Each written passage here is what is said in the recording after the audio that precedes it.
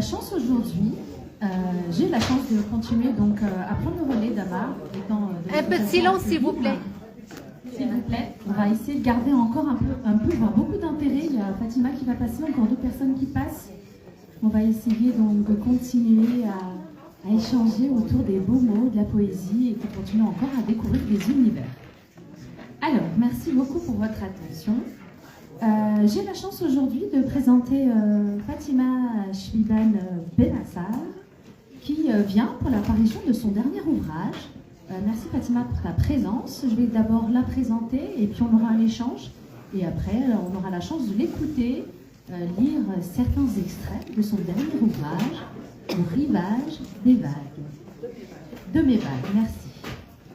Alors, Fatima Chbiban, dans l'agitation de notre monde en perpétuelle recherche du sens, Fatima Chbiban Benassar se distingue par une présence à la fois discrète et inébranlable. Elle éclaire sans s'imposer sa vie liée à l'art, à la littérature, à l'enseignement, dessine une trajectoire où se mêlant harmonieusement tradition et modernité.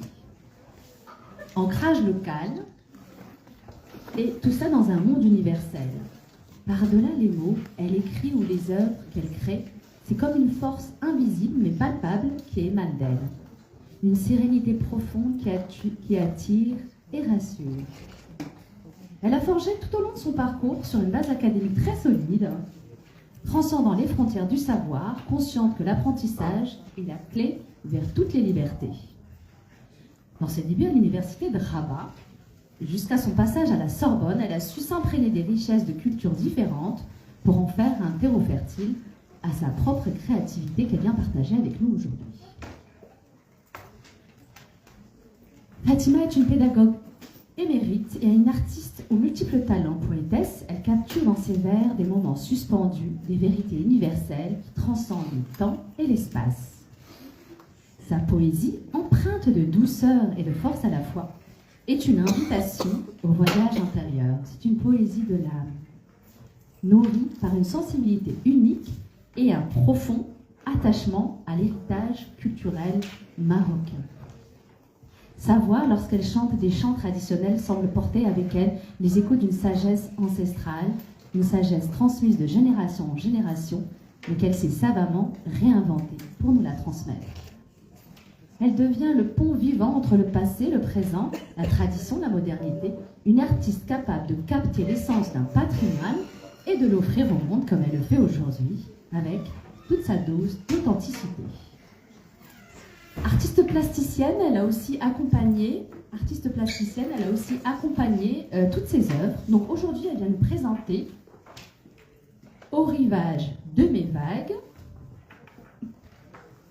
Voilà. Et je vais d'abord te poser une question, puisque tu as édité 20 livres et que tu es aussi une personne qui a su, au cours de ton parcours, continuer à partager les mots.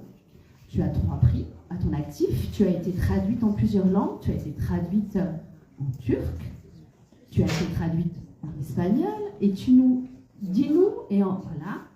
aujourd'hui qui est l'artiste Fatima Chbiban et quelle est cette poétesse?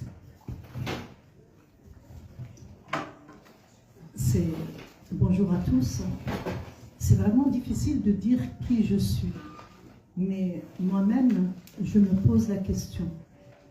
Et pour répondre, je vais lire un poème. Oui, c'est en guise de réponse, c'est pas mal. En attendant qu'elle choisisse le poème, elle a écrit 20 livres, mais je vais lire les titres, dont 6 recueils de poésie et les autres. Voilà, donc on a la chance d'avoir Mosaïque, qui est celui-ci. La partition de ta vie. Qui a reçu un prix. Voilà.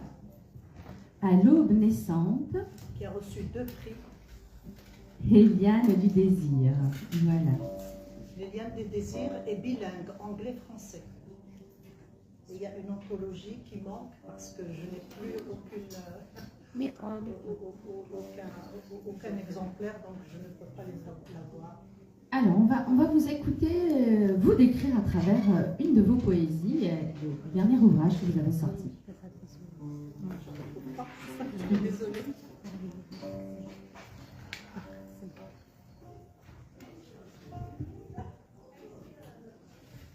Est-ce qu'en attendant, Fatima, éventuellement, peux-tu nous dire qu'est-ce qui t'a ramené vers la poésie? Aujourd'hui, on fête le Nouvel An berbère. On est réunis, comme je disais tout à l'heure, on a différents parcours, différents univers. On se partage énormément d'émotions à travers les mots de chacun et les parcours de chacun. Et quel est le chemin qui t'a ramené vers la poésie, Fatima? C'est d'abord la poésie arabe anté-islamique que je trouvais vraiment splendide. Et parmi ces poésies, ce sont les al-mu'allaqat, les suspendus, que j'ai étudiées quand j'étais au lycée et que je trouvais merveilleuses, autant par leur style que par leur langue, parce que c'est un arabe extraordinaire, un arabe très très très difficile que nous n'utilisons plus maintenant au XXIe siècle, même au XXe siècle, on ne pouvait pas écrire comme à l'époque anté-islamique. Et puis moi je suis très portée, j'ai une propension pour les mots. J'aime les mots. En tant que professeur de lettres françaises et professeur de lettres anglaises, j'ai toujours aimé les mots. Et, évidemment, en tant que Marocaine, j'ai aussi adoré la littérature arabe. Et ce qui m'a amené surtout à la poésie, c'est d'abord cette poésie anté-islamique en arabe, et puis la poésie que me disait mon papa. J'ai eu un papa qui était lettré et qui souvent nous réunissait pour dire des poèmes. Il les déclamait. Il n'avait pas à les lire, il les déclamait. Et donc, ça m'a fait vraiment aimer la langue. D'abord, la langue française, arabe, et puis évidemment, étant bilingue depuis le départ, depuis la maternelle, depuis le primaire, pardon, j'ai beaucoup aimé la langue. Donc, voilà, c'est l'amour des mots. Et pour ça, je vais dire, je prends une citation de Goethe. Goethe a écrit « La poésie est une pensée dans une image ». J'essaie au maximum de dire ma poésie, soit dans une image, soit dans une métaphore. Alors, la poésie pour moi, la poésie est un merveilleux élixir que je déguste à petites gorgées et à loisir. Elle chasse de mon esprit la mélancolie, la tristesse et la nostalgie. Et j'en suis ravie. La poésie est un bonheur qui se jette au vent, aux oiseaux, aux fleurs du printemps, à ceux qui ont les yeux dans les pierres et qui au ciel adressent des prières. La poésie est ma passion. C'est mon jardin que je cultive savamment de mes propres mains. La poésie tente de prévenir l'avenir et embellir la vie. Le poète est l'homme de l'utopie, et Victor Hugo l'a très bien dit. Ma poésie à moi, habillée de joie et de liens, fait sonner aussi fort le mal et le bien. Elle enfante plus d'aube, d'espérance que de crépuscule, d'ennui et de silence.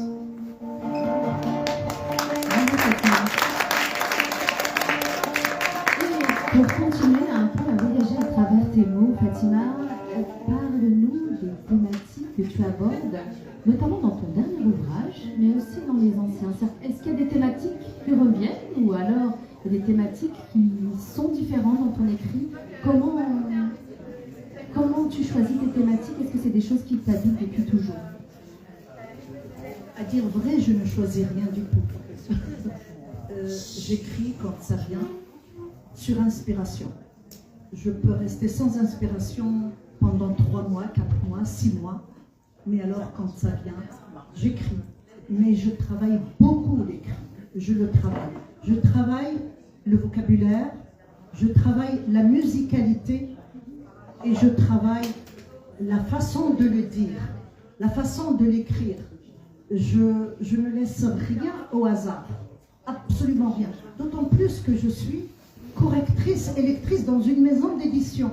Donc, pas la moindre virgule, pas le moindre accent ne peut passer sans être vraiment vérifié. Et les thèmes qui reviennent sans le faire exprès, et peut-être parce que c'est ça qui me fait vibrer, c'est ça qui m'anime, c'est le bonheur, la vie. Et je mets l'homme au milieu, au centre de mon travail.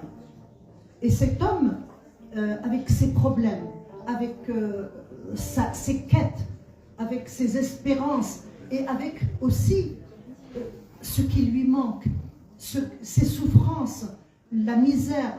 Je regarde autour de moi, je suis une femme qui balaye du regard toute l'humanité et tout l'univers, aussi bien avec ses joies, avec ses guerres, avec ses conflits, et on ne peut pas être indifférent, je ne peux pas être indifférente, et c'est ça la vie. La vie, elle est faite en dents de scie, je le sais, il n'y a pas tout est rose ou bien tout est noir, non, il y a du rose, du noir et d'autres couleurs aussi.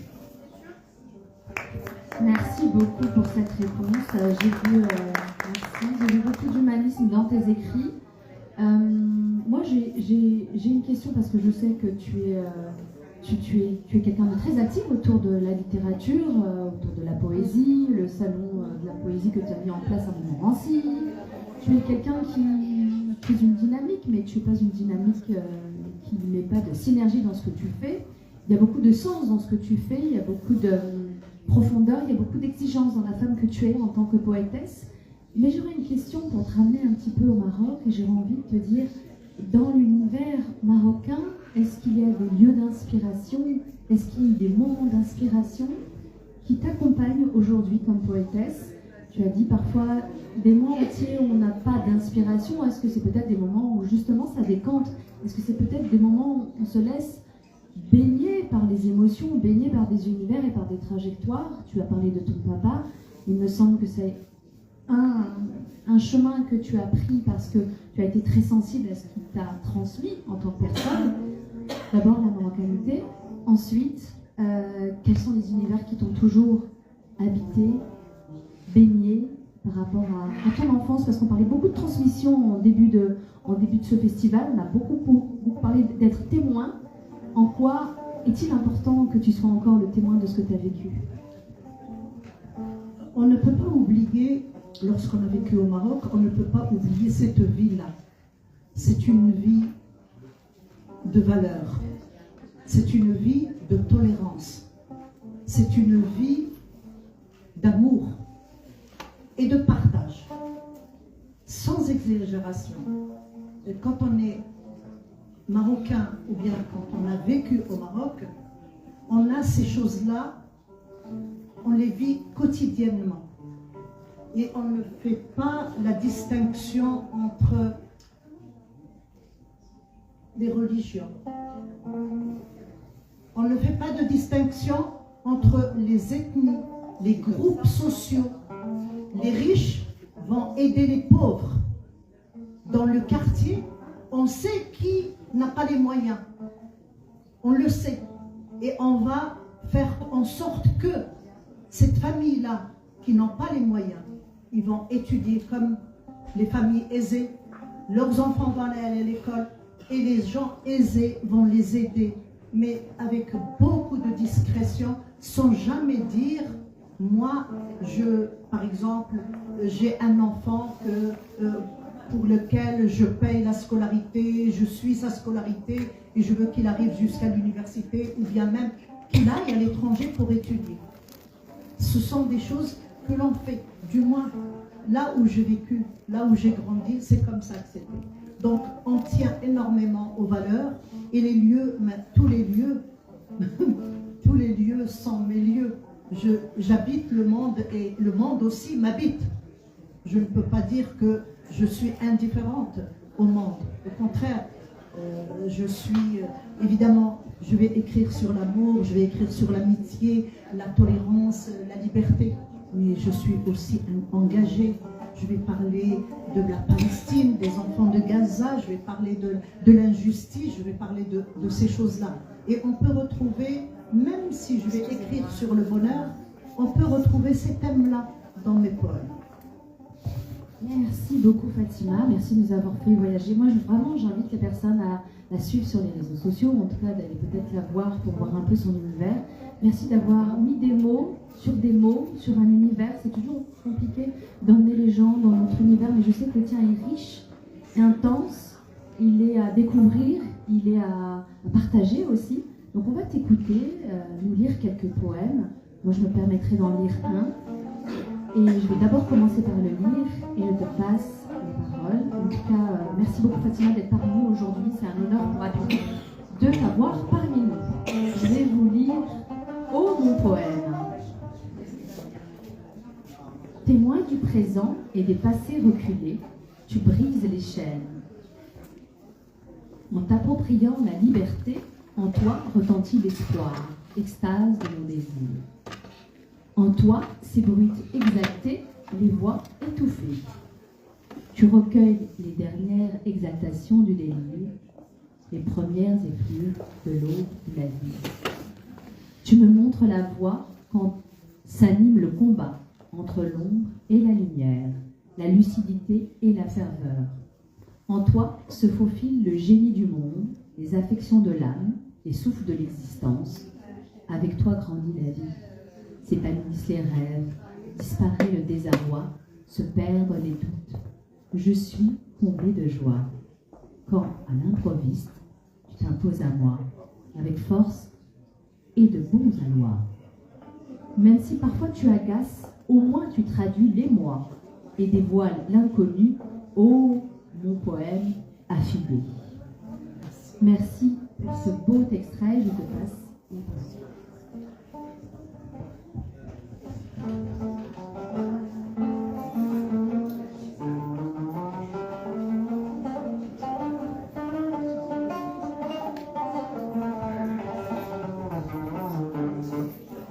Accorde-moi ton amour. Je vais lire ce poème à deux voix.